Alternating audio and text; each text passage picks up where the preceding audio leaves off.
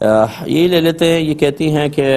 شوہر نے مجھ سے چھپ کے شادی کی ہے، پہلی وائف کو معلوم نہیں ہے، تو ڈر کی وجہ سے شوہر اب ان کے ساتھ رہتے نہیں ہیں، اور نان نفقہ وغیرہ میں بھی شاید کوتاہی ہوتی ہے، تو ان کا کویشچن یہ ہے کہ کیا میں دوسری شادی کر کے گناہگار ہوں؟ دیکھیں، آپ تو گناہگار نہیں ہیں،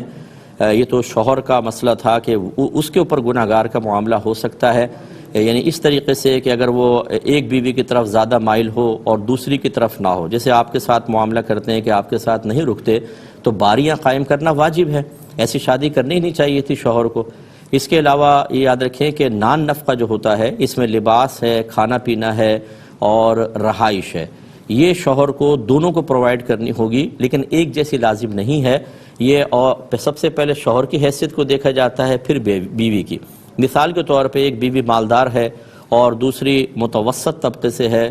مڈل کلاس سے ہے، تو جو اور شوہر مالدار ہے تو مالدار بیوی کو مالدار والا دے گا، اور جو مڈل کلاس سے ہے اس کو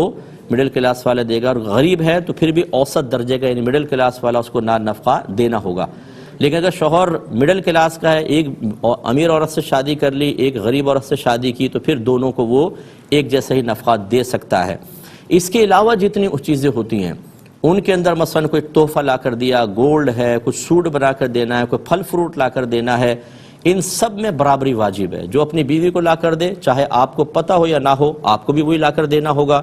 اور جو آپ کو لا کے چپکے سے تحفہ دے، اتنا ویسے ہی قیمت کا تحفہ دوسری بیوی کو بھی دینا ہوگا۔ اسی لیے تو اللہ تعالیٰ نے فرمایا، اجازت اگرچہ دی ہے کہ فَانْكِحُوا مَا طَابَ لَكُم مِّنَ النِّسَاءِ مَثْنَىٰ وَثُلَاثَ وَرُبَاعَ، تم جو عورتیں پسند آئیں ان سے نکاح کر سکتے ہو، دو دو سے، تین تین سے، چار چار سے، لیکن آگے متصلاً فرمایا فَإِنْ خِفْتُمْ أَلَّا تَعْدِلُوا فَوَاحِدَةً، پھر اگر تمہیں یہ خوف ہو کہ تم عدل و انصاف نہ کر سکو گے تو ایک سے نکاح کرو، پھر فرض ہے ایک سے نکاح کرنا۔ تو آپ کے شوہر اگر نان نفقے میں کمی کر رہے ہیں، وہ چیزیں لا کر نہیں دے رہے جو پہلی بیوی کو دیتے ہیں، آپ کی باریاں مقرر نہیں کرتے، باری مقرر کرنے کا مطلب ایک رات وہاں ایک رات یہاں، دو رات وہاں تو دو رات یہاں، تو آپ کا شوہر شدید گناہگار ہیں۔ شوق میں شادی تو کر لیتے ہیں، شرعی مسائل پہلے نہیں سیکھتے،